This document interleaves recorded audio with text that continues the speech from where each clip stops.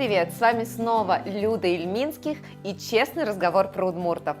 Ну что, сегодня у нас очень интересный выпуск, потому что, во-первых, сегодня мы будем говорить не только на русском языке, но еще и на удмуртском. Ну и во-вторых, у нас сегодня гость. Гость у нас сегодня особенный. Это мэтр удмуртской эстрады. И, конечно же, это Геннадий Ганьков. Ну, чиртке меч. Здесь бурей. Очень приятно. Мон туннелык тишко передачи и малпашко. Кыджи. Во-первых, мон кырджандес вещь, мынко, кылзышко. И вспоминаю просто кыджи мон печи дырям. Гуртам вещь, кылзи, попено вещак кылзис, да. И туне мон даже не с пустыми руками лыкты.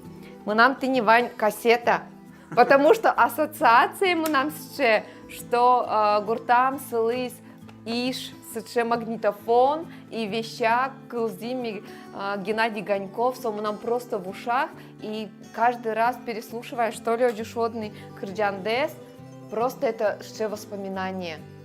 Воспоминания детства, воспоминания вообще, как что-то в крови мара один можно шуныны. И туне мы нам потеёме. Кыджи соджи пармис, что Геннадий Ганьков стал известным на всю Удмуртскую республику, ну и дальше, конечно, и за край Удмуртской республики. Кыджи началось все. Кыджи со пармис, что ты, как начался по-другому творческий путь? Ты не оджи. Ну, нырыш здесь бурей. Здесь бурей еще. Здесь бурей. И мон шусал даже ваньмыс сокутскис, мон малпамея, мыным нерети классын ческуку, мон вордышки алнаш районный джуня гуртын, со самый последний гурт сред татар якутские, вот один. Нам атаевал арганчи, нам туш трос гуртамы трос арганчи свал, и нерети классын ческуку, мыным атай баштиз арган. Вот со арган бордиш ваньмыс куцкиз мон малпашко. Билям арганчи стросвал бере, мон каждый пичидырьям, еще куке арганен оевал. Пичидырьям кылзышк советшковал арганчиосыз, сос кыжишудо, тани алнаш паланеш потемуну мехен шудон, даже зоркатса. Вот. Сос шудемзес кылзышкса вертишковал. Кыжи сос шудо, кыжи этот, ну, чужая кырджачвал. Соленно корез мыным пучаздыр, шуме приз. Вот. Ваньмы соборный сенкускиз дыре. Аждо ивал, музыкальная школа саивал. Мон школа избертишко, арган мекутишко, но и атайку дзетини баштиз. Особенно тань Тулыс, куке тылыбурдос чирдо, лемпу шашкаешканы куцке, из шашуны, мон лепет было тубишковал, но и подбирать буришковал, кчеке мелодиосыз. Вот тоже, вот соборничен, наверное, куцкиз нам шуресе. Шудлышковал, а чем музыкальная школа заевал, некинде джетсканы, а чем вот бури, а чем джетскишковал, а чем буришковал. Всякие крежесыз, крежбуресыз. Сокумон наверное гужешковал, и на воевал. Случайно гене шури училище, мон шофер луны малпашковал. Тоже двоюродные браты. Мон армии сбертини. Мон нотос ног тудишковал, арганен шудишковал ни. Арганен дыши бере шуден. Двоюродные браты шоя. Ойдопе мномы культ просвет училища занимашковал. Томпе армии сберте мне уланес кенекен аджемын, мон пе дас класс бере. Но ойдо, мон помитайлу мыним, ожилуис, что мон полностью джетск событий, а со джетск, то jamara джетски, но шофер Луис, шофер Луис, мон артист Луис, да, не сажи, Луис. Ну, ми тут не Дюч кылынна, удмурт кылынна верашком, потому что вань зритель мы, что не только удмурт, да, и дюченно есть такие удмурты, которые не говорят на удмуртском, но смотрят наши передачи, поэтому мейту не оджуно таджино верашкишком. Но вот эта история вообще с того, что началось все с культ просвета, легко просто взяли, поступили после 9 класса, получается. Нет, я после армии уже. После армии, да, после армии. Случайно. Да, и учеба. Вот во время учебы в культ просвете уже тогда начали писать песни. Нет, там тоже ничего не писал еще. Еще Там, нет? Нет. Там учился, на баяне я не умел играть. Вот там только получил азы баян. Игры, учебу и игры на баяне, там только с первой азы там получил. Был такой баянист, педагог Семеновых Виталий Юрьевич. К сожалению, его не стало. Но вот он многому меня научил. Как могу, так и играю. Вот. Очень хорошо играете, очень хорошо играете. Ну, когда закончили культ просвет, дальше, куда устроились на работу, как получилось, что вообще как записывали первые песни? Вот сейчас у каждого, почти каждый дома старается сделать артист удмуртский, у него дома есть студия. Каждый пытается это сделать дома, чтобы и записывать было, потому что это, прямо скажем, дорогостоящее удовольствие сейчас. Раньше как это? Я когда учился в училище, сейчас колледж культуры называется, там познакомился с будущей, со своей супругой уже. Мы вместе в одной группе учились. То есть она тоже? Как увидел, я ее как-то влюбился, что ли, красивая, симпатичная девушка. Вроде дружить начали. И когда приезжал, мы уже из Солнашского района переехали было в 1976 году в город Можгу. Я в Можге уже и 10 классов закончил там, среднюю школу. И призывался в армию тоже. А мама все говорила, ты же после армии, давай уже без жены не приезжай. И я как-то раньше, слушаться надо было родителей, как-то так учили к этому. И я как-то прислушивался и говорю, Света, выйдешь за меня замуж? Она сказала, выйду. Но я ее завоевывал, конечно, очень своими песнями под гитару я ее завоевал. А так она меня не признавала вообще. Я думаю, как бы ее, как бы сделать, чтобы она была моей женой. Получилось так. А потом, когда привез я ее в город Можгу уже знакомить со своими родителями, и мама говорит, русская, что ли? Что-то недовольна была сначала, и что русская? А потом, она, наверное, хотела, чтобы я на удмуртке женился, а потом русская, что ли? А где-то полгода, что ли, прошло, ни на какое золото не поменяй свою жену, сказала мамин слово. Вот так. Так и вот живем уже более 30 лет. Так что, я раз сказала, вот так и она меня терпит, я терплю, она, в основном таких артистов. Нет, как можно, мне кажется, все девушки тогда мечтали, не знаю, сфотографироваться с Геннадием Ганьковым, а тут еще тем более он выбрал себе жену, мне кажется, это был завидный жених, был это 100%. Я не знаю, больно-то. То есть тогда не было такого, вот когда, не знаю, артист на пике своей популярности, не было ощущения, вот как говорят сейчас, звездная болезнь? Нет, такого у меня не было никогда. Не было? Жена, конечно, ревновала, это точно. Это, как сейчас помню. Сейчас больно-то уже нет. Все вроде привыкло. А раньше невозможно было к телефону подходить. Ревность была какая-то. Понятно. Ну вот я все-таки про песни. Как записывались песни? Вот я сегодня пришла с кассетой. Где записывали песни? Как вообще проходил этот процесс? Вот после училища я поехал в Можгинский район, работал в деревне Старый Березняк.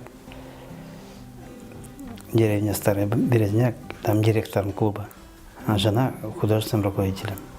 Мы там отработали 6 лет. Вот там у меня началось творчество, писать песни. Вот там я начинал писать песни. И когда уже приехал в город Ижевск, судьба так распорядилась, что надо было обязательно приехать в Ижевск, чтобы получить квартиру. Потому что жена у меня, супруга, прописана была здесь, они под снос попали. И таким образом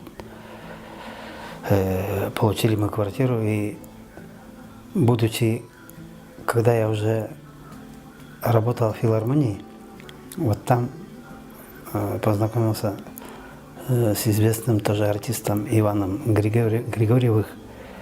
Вот он был аранжировщик, он аранжировал песни мои, и он же и в студии записывал меня. Вот первые песни я с ним записывал. К сожалению, его нет уже.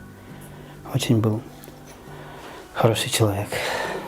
То есть первые песни все записывались у него в филармонии, да, это? Да, это было начало 90-х годов. Вот тогда. Почему вот я вообще спрашиваю про это? Потому что я вот сейчас, зная, общаясь с нашей удмуртской эстрадой, я знаю, что это все упирается, в финансы, да, что это сейчас очень... Вот раньше эта запись, это шла она, как, не знаю, через, там, не знаю, друзей, знакомых, или это или филармония помогала в этих записях. Вот это финансирование, ведь выпускалось огромное количество кассет. Это сейчас в интернете все можно послушать. А раньше мы шли в магазин, я хорошо помню просто это, что у нас была не одна кассета, их было много.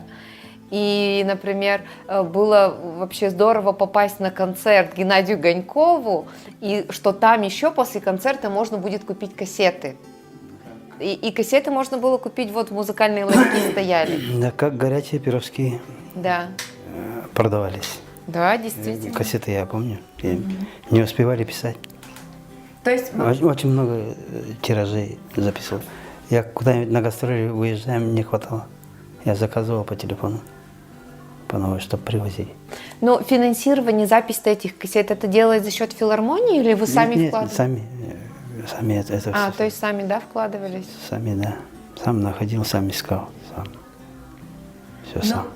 Получается, что зарабатывая на концертах и потом уже вкладываясь. А вообще, вот первые концерты выпустились из колледжа культуры, и уже вот там, в Можгинском районе, приехали в Ижевск, уже начали выступать на большой сцене. Аксион, у нас здесь. Когда мы в клубе работали, мы же постоянно, ежегодно, и на гастроли ездили, там, выезжали на концерты. И ежегодно проходили фестивали, районные смотры художественной самодеятельности. Мы там неоднократно участвовали, занимали постоянно призовые места. Да, вот там я, так как я начал свои песни писать, и там и пробовал в начале. То есть уже там увидели? Да, южные районы там уже узнали, что я пишу песни. А в Ижевске, будучи уже в Ижевске, меня Анатолий Алексеевич Ужаков позвал, ансамбль «Шулдрджет».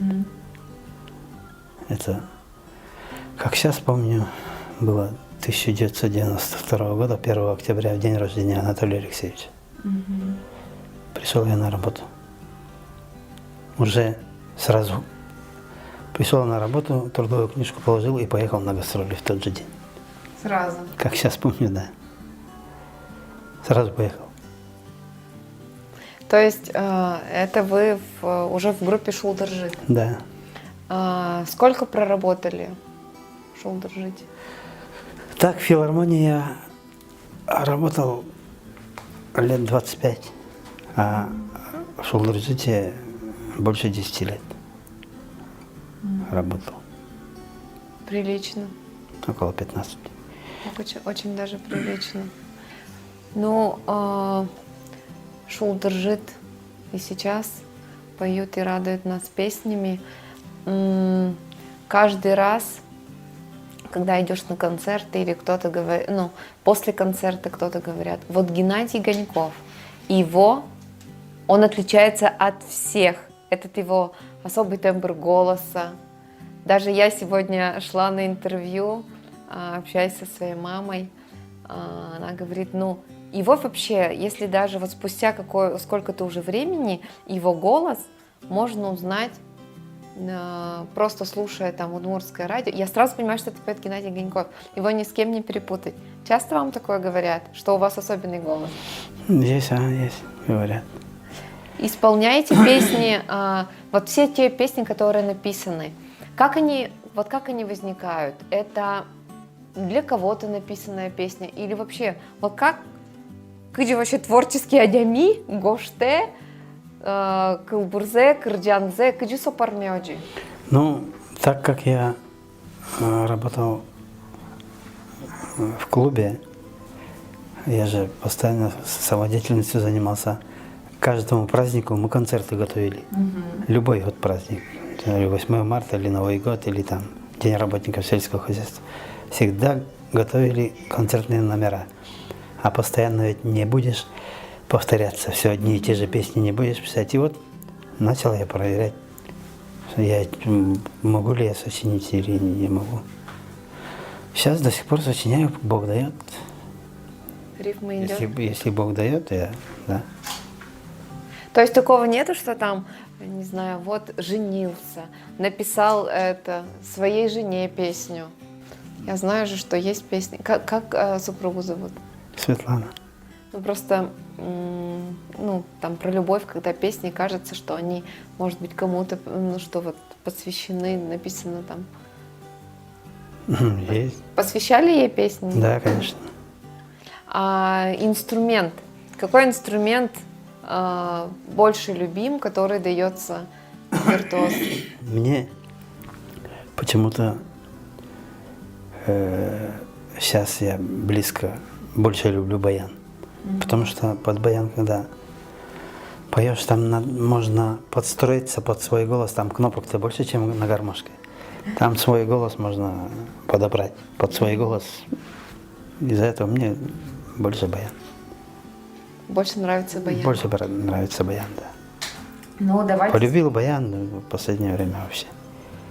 Душа лежит. Душа лежит до сих пор. Каждый день, если день проходит, чтобы я на баяне что-нибудь не сыграл, это как будто день так прошел. День прошел зря. Да, зря. Ну, давайте песню исполним одну, самую вашу, любимую. Больно-то любимых-то. Все люблю. Так, особенно таких-то нет. Что, спеть? Давайте споем. Какую песню споем?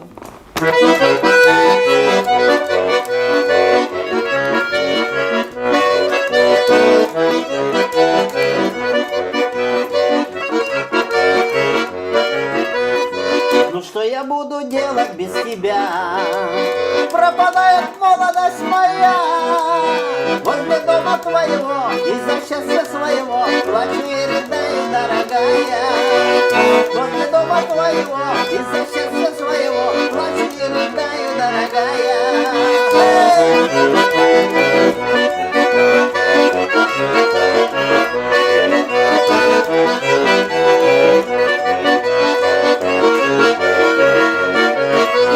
Возле дома твоего из-за счастья своего плачу и рыдаю, дорогая. Возле дома твоего из-за счастья своего плачу и рыдаю, дорогая. Возле дома твоего из-за счастья своего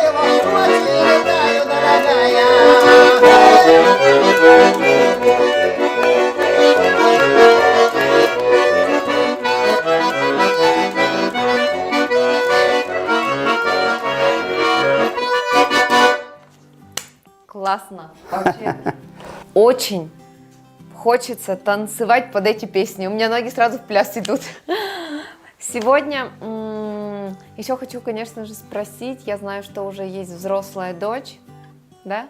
Да. Чем она занимается, сколько уже лет и вообще... Может, она продолжает путь своего папы? Нет такого? Не творческое? Нет, ну, она закончила музыкальную школу по классу фортепиано. Так что она нотную грамоту, музыкальную грамоту знает. Есть у нее хобби. Раньше она занималась восточными танцами, потом на цыганскую перешла, потом сейчас на испанские танцы ходит, на кружки неделю раз. Не бросила, постоянно занимается, чтобы в форме быть, что ли, я не знаю. И так закончила она 2 высших образования. Сейчас преподает английский язык в монтажном техникуме. А в свободное время вот занимается танцами. Ну, я знаю, что зритель-то на ваших концертах видит ее, что вот на концерте, да, на каком-то она выступала, танцевала. А с вами вместе не поет? Почему-то у меня жена вот тоже все слышит, но петь, говорит, все слышит, но петь, говорит, не могу. Дочка тоже почему-то не поет. Не знаю почему. Потому что, наверное, это не Геннадий Гоньков-то поет лучше всех. Не знаю. И рядом с ним будет это не дотянуть. Но это хорошо, что есть уже взрослая дочь, что семья. И нет ли такого, что вот, ну, сейчас же тоже есть концерты, приглашает Тектоника тоже, наверное, там, не знаю, на удмуртские дискотеки. Есть свои концерты, сольники, наверное, да? Недавно ездили с Тектоникой. Тектоника приглашали меня. На дискотеку на Удмуртскую. Перед 8 марта, да. И В Можге были. да. И вообще ездите с концертами по республике сейчас? Да, ездим. Один ездите или с кем-то в команде? Нет, у нас группа сейчас. Есть у меня друг, он тоже родом из Золновского района. Я его всегда называю супер-юморист Вячеслав Цветной. Да, вот мой друг. И в группе у нас также примадонна удмуртской эстрады Любовь Быкова. Так. И я. Мы втроем ездим, гастролируем. Понятно. И в Ижевске выступаете, знаю, тут бывают, да, концерты? В Ижевске, да, завтра выступаем. В кафе.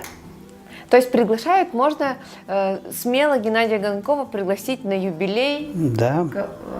Там, Позавчера звонили мне, на юбилей приглашали. Пригласили.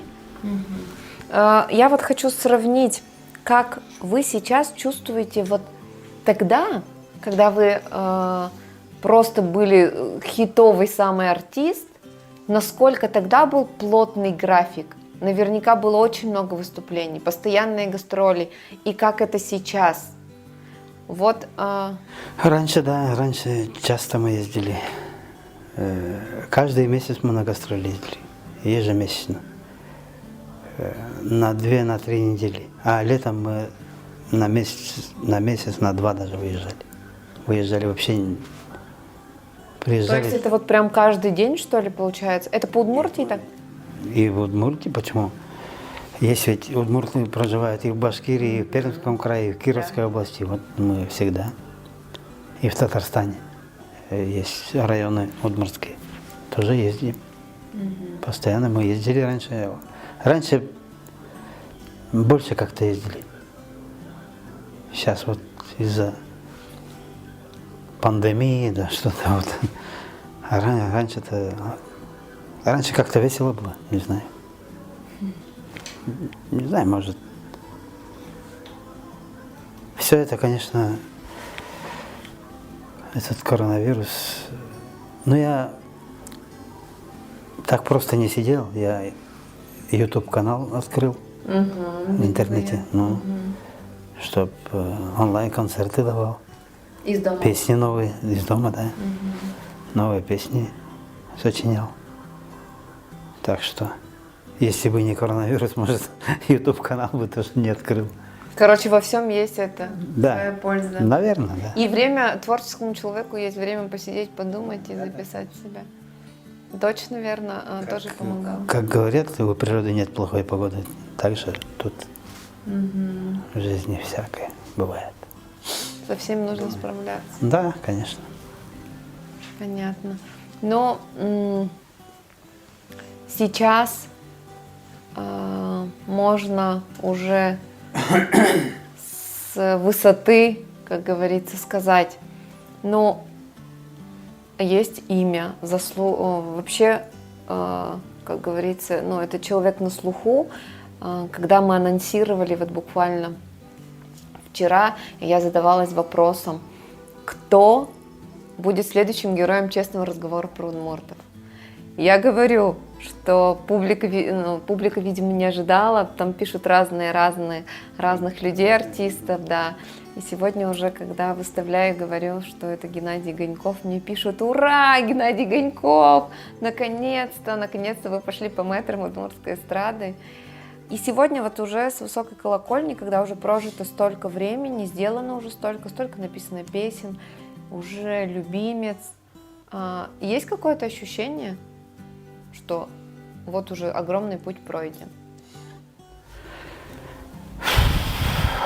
Да, что-то не задумывался над этим. Ну, конечно, есть, наверное, да. То есть с ощущением того, что впереди еще много всего. Да, Много всего еще надо сделать. да, впереди вот юбилей намечается. Юбилей. Да, на будущий год юбилей у меня. Надо думать, как справлять. Как справлять, я уже думаю. Каждый день думаю, как же это все Как провести. сделать. Все равно попросят концерт. Это однозначно. Как его провести? Банкет попросят все равно, наверное. Как угощать, как принимать гостей. Это все хлопоты тоже. Ну, я думаю, что друзья есть всегда, и помощь окажут. Если обратитесь к артистам, я думаю, что все артисты удмуртские придут и вместе с вами споют и выступят. Но в этом я не сомневаюсь, конечно. Я тоже всегда помогаю. Кто если приглашает, всегда. Ну вот, это уже планы на будущее. Значит, на следующий год юбилейный будет концерт. Будем с удовольствием ждать. А сейчас есть в голове какие-то такие планы? Например, вот сейчас очень много удмуртских артистов молодых, да? Не было такого, что вот спеть бы с кем-то, например, со всеми из молодых таких идей? Есть у меня идеи, да. Есть, тем более сейчас много у меня новых песен, которых на радио еще нет. Которые надо записывать. Которые надо записывать, просто финансов чуть-чуть. Проблема в финансах. Ну да. Потому что аранжировки больно уж дорогие стали. Вот из-за этого. То есть песни новые есть, можно и с молодыми исполнителями, и выйти и на дискотеку с кем-то смежно. YouTube-канал, что ли, записаться финансово, чтобы кто-то поддержали. Все равно же. Есть ведь люди, которые, помогают. Да, И если конечно. есть такие люди. Конечно. Обязательно. Вот единственный человек, кто мне помогает, творческому человеку, финансово, это Павел Васильевич Чушьялов, депутат Государственного совета Удмуртской республики. Спасибо тебе, Павел Васильевич. Дай Бог тебе здоровья. Так, мне кажется, что тут, в этом месте обязательно, нет, тут обязательно надо песню исполнить, чтобы и наши зрители, которые нас смотрят, и в том числе и депутат, услышал от нас красивую, от Геннадия Ганькова, вернее, песню. Ему, кстати, вот под гитару эта песня нравится. Сюда.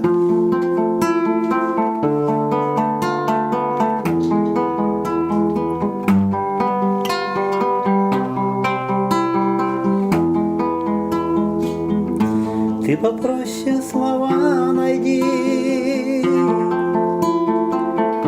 и, пожалуйста, расскажи,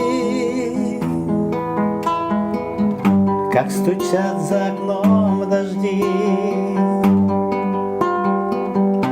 и апрель месяц на дворе стоит.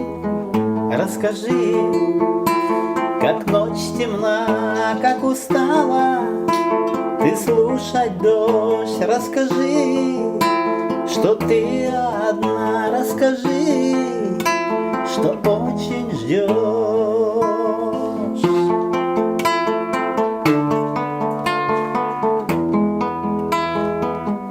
А с деревьев спадет листва, как бесшумный лесной десант. Этой ночью опять не спи, все грустит о тебе курсант. Расскажи, как ночь темна, как устала ты слушать дождь. Расскажи, что ты одна. Расскажи, что очень ждешь.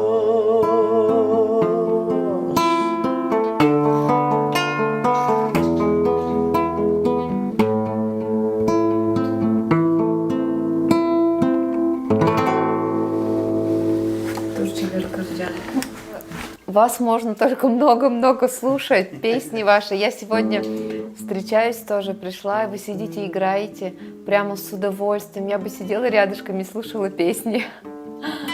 Я предлагаю еще исполнить песню на удмуртском языке. И предлагаю какую-нибудь из тех, что, может, даже с хитовых таких старых песен. Можно... Старый, да? Да. Под баян тогда.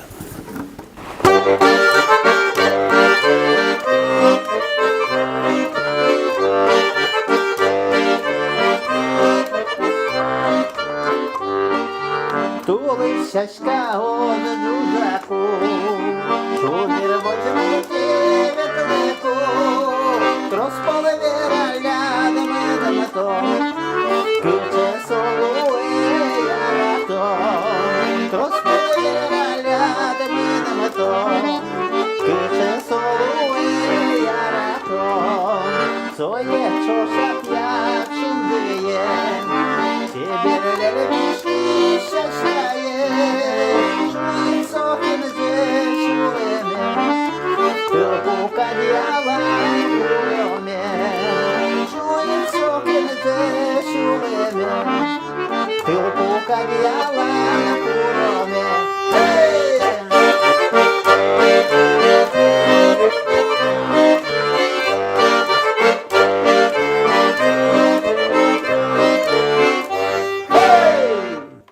Молодец какой! Красота, красота!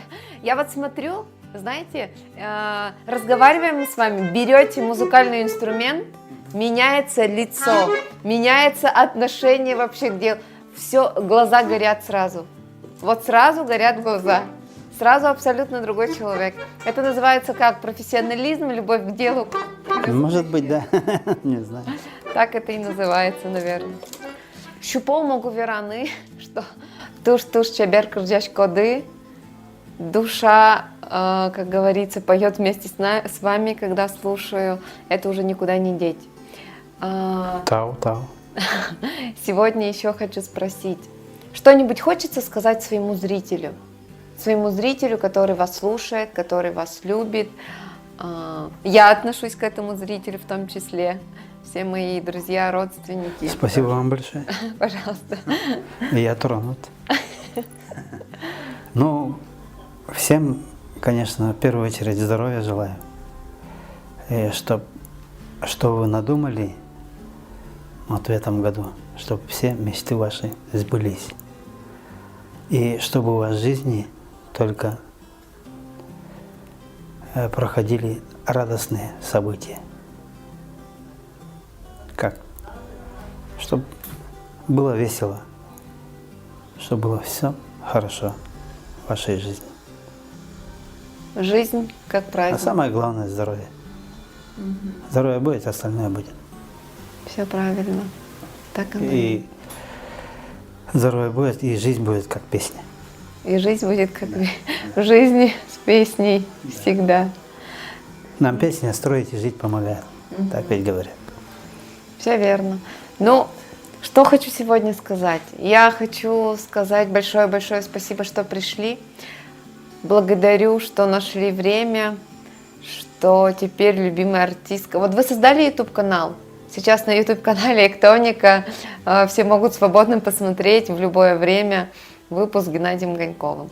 Благодарю за то, что пришли. И от проекта Эктоника диск с классными, с крутыми песнями вдруг будете не только на своих инструментах, но и захочется послушать. Спасибо. Это вам. Ну и я всем даю 5. Спасибо большое. Вам спасибо.